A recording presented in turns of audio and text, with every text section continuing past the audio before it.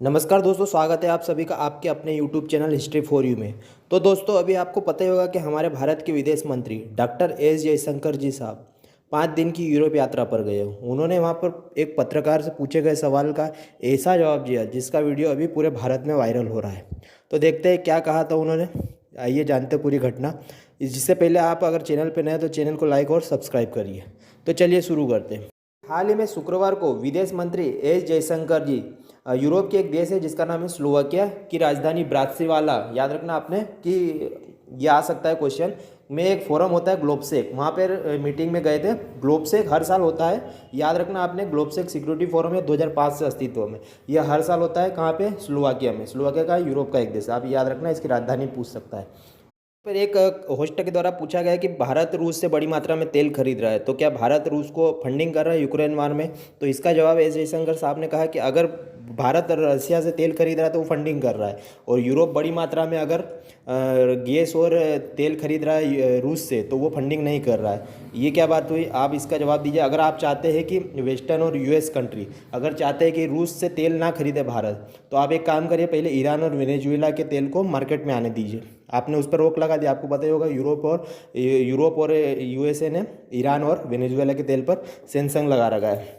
तो भारत के पास कोई सोर्स नहीं है तेल खरीदने का। अगर मार्केट में जाएंगे तो हमको सभी से सस्ता तेल रसिया ही ऑफर कर रहा, तो हम हमारे देश के लोगों के लिए रसिया से ही तेल खरीदना प्रीफर करेंगे। ये कहना है हमारे देश के विदेश मंत्री के। आगे ग्लोबसेक के होस्ट ने एक और सवाल पूछा कि विश्व में गेहूं की कमी हो रही है और भारत ने वीट पर बैन लगा दी है। वीट मतलब गेहूं पर बैन लगा दी है, तो इसके बारे में आप क्या कहना चाहोगे? तो भारत ने कहा कि देखिए, हमने प्राइवेट ट्रेडर्स मतलब प्राइवेट व्यापारियों पर रोक लगा दी, क्योंकि प्राइवेट व्यापारी बड़ी मात्रा में गेहूं, भारत का गेहूं खरीद कर उसे स्टॉक करके रखेंगे, और स्टॉक करने के बाद वो महंगे दामों पर बाद में अमीर देशों को बेचेंगे, जिससे गरीब देश जो पुअर कंट्री है वो तो इसका लाभ उठा नहीं पाएंगी और वो भूखमरी का शिकार हो जाएगी, और बाद में यही व्यापारी बड़ी मात्रा में महंगे दर पर उसको बेचेंगे।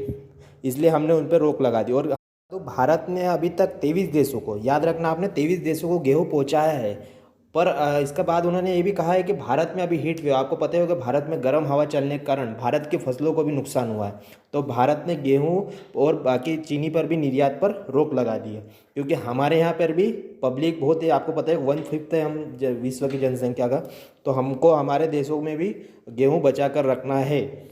पत्रकार ने भारत पर एक और आरोप लगाया कि भारत रूस से तेल खरीद कर उसे प्यूरिफाई कर कर वापस उसे यूरोप और वेस्टर्न कंट्री को बेच देता है।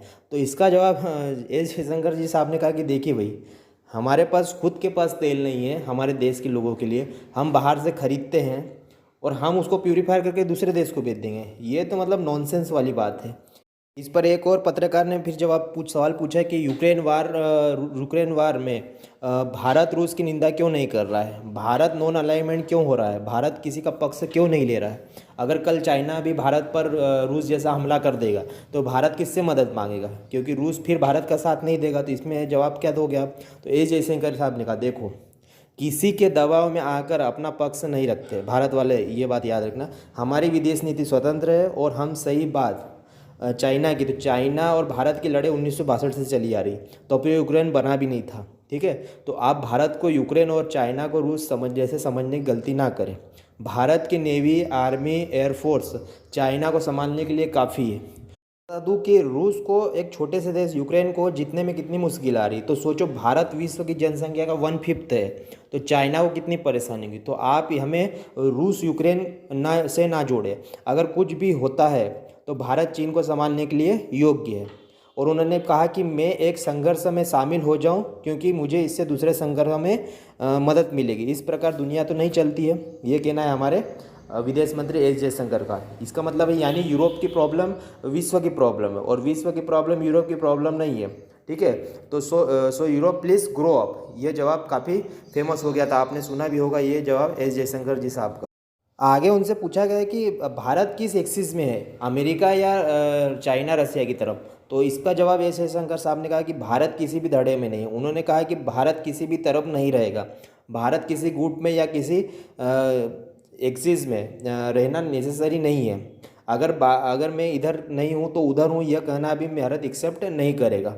यह बात रखना कि भारत विश्व की 1/5 जनसंख्या देश है। Bharat 5th largest economy of the world है। भारत विश्व की सबसे पुरानी सभ्यता है। यहाँ पर सभ्यता मतलब सिंधु घाटी सभ्यता के बारे में बता रहे हैं।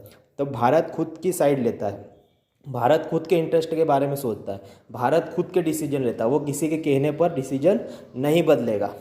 आगे होस्ट ने एक और सवाल पूछा, भारत की क्या पोजीशन है वर्ल्ड स्टेज पर, आप इसके बारे में क्या कहना चाहोगे? भारत की आगे क्या रणनीति है, क्योंकि भारत हमेशा सिटिंग ऑफ द फेंस है। ये क्वेश्चन पूछा है यहाँ पे। मैं आपको बता दूँ, सिटिंग ऑन द फेंस का मतलब होता है चुपचाप पीछे बैठकर देखते रहना और अंत में बोलना। तो इसका जवाब एस जयशंकर जी साहब ने दिया कि अगर हम आपसे सहमत नहीं है, इसका मतलब ये नहीं है कि हम सिटिंग ऑन द फेंस है, इसका मतलब है कि हम अपने पक्ष पर रखते हैं। आप लोग रूस यूक्रेन के बारे में उलझे हुए हैं। पूरे विश्व की समस्या इस युद्ध से कहीं ज़्यादा है, जैसे climate change, terrorism, security, development goals आदि आदि इत्यादि इत्यादि कहा इन्होंने। बहुत सारी घटनाएं हो रही है विश्व में, यूरोप के बाहर। तो आप यूरोप से बाहर निकलिए। केवल यूरोप ही दुनिया नहीं है, इससे बाहर भी बहुत बड़ी दुनिया है जो बदल रही है। नए प्लेयर अब उतर चुके हैं मैदान में। तो आप अगर यूरोप को देखते रहेंगे तो ये नहीं होगा, ठीक है। तो हमें उस पर भी ध्यान देना होगा, ज़रूरी है। आप बस यूरोप यूक्रेन वार को ही लेकर बैठे हुए हैं। तो ये जैसे आपका सीधा कहना है कि अपने घर यानी यूरोप से बाहर निकलिए और दुनिया की अन्य समस्याओं को भी देखिए। यहाँ पर एस जयशंकर जी साहब से आप एग्री है या नहीं, आप मुझे कमेंट बॉक्स में ज़रूर बताइए। मिलेंगे नेक्स्ट क्लास में। जय हिंद, जय भारत।